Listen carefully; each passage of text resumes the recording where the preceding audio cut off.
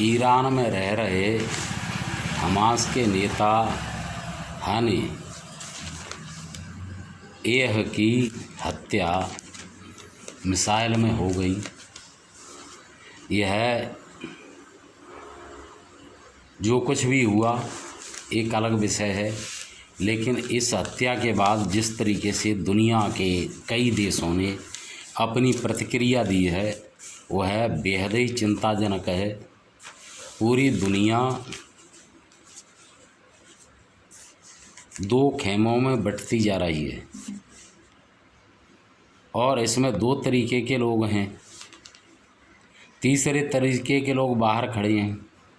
एक तो वे लोग हैं जो दूसरों को समाप्त करके और स्वयं केवल जीना चाहते हैं, दूसरों को जीने का अधिकार नहीं देते हैं। दूसरे वे लोग हैं जो किसी भी तरीके से अपने अस्तित्व की रक्षा के लिए लड़ रहे हैं और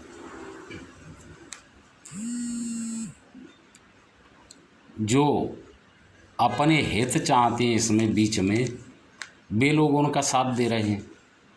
दो की लड़ाई में जो अपना आपदा में अवसर खोजने वाले व्यक्ति हैं वो एक खेमे में हैं। आज की स्थिति यह है कि यदि संघर्ष बढ़ता है तो दुनिया के हर व्यक्ति को नुकसान उठाना पड़ेगा, हर देश को नुकसान उठाना पड़ेगा। आज आवश्यकता ऐसे लोगों की, ऐसी विचारधारा की नहीं है कि केवल हम जिएं और बाकी को सबको हम समाप्त कर दें।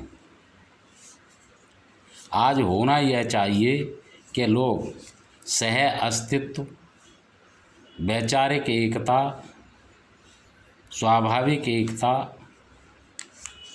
सद्भावना, सह अस्तित्व,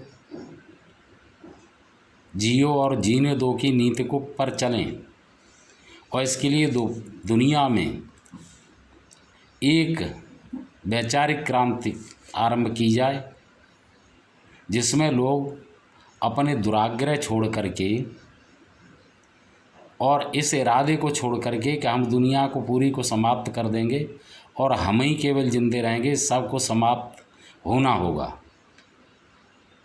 उसे त्याग दें तो अच्छा होगा। अन्यथा ऐसा ही स्थिति हो सकती है कि दोनों शक्तियां लड़ते लड़ते आपस में समाप्त हो जाएं पूरी तरीके से। मैं यहाँ पर यही कहूँगा कि इजराइल जो लड़ रहा है वह अपने अस्तित्व की लड़ाई लड़ रहा है, अपने मातृभूमि की लड़ाई लड़ रहा है, अपने हक की लड़ाई लड़ रहा है और दूसरे लोग उसे समाप्त कर देना चाहते हैं।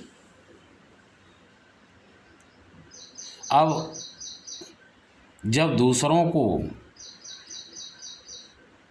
दूसरे समुदाय को समाप्त करने का प्राकृतिक या नैतिक या कानूनी या सामाजिक या धार्मिक अधिकार है, तो जो लोग अपनी आत्मरक्षा करना चाहते हैं उनको यह अधिकार क्यों नहीं है। इस्लाम, कम्युनिज्म, ईसाईयत इसी विचारधारा को मानती है कि केवल उनको जीने का अधिकार है, बाकी और किसी को जीने का अधिकार नहीं है। तो मेरा कहना ये है कि जो लोग ये सोचते हैं कि केवल उन्हीं को जीने का अधिकार है तो उनको भी जीने का अधिकार नहीं है। लोग जो न्याय की, नीति की, मानवता की, सह अस्तित्व की, जियो और जीने दो की बात करते हैं उनकी बात को माना जाए। यदि उनकी बात नहीं मानी जाती है तो वे लोग भी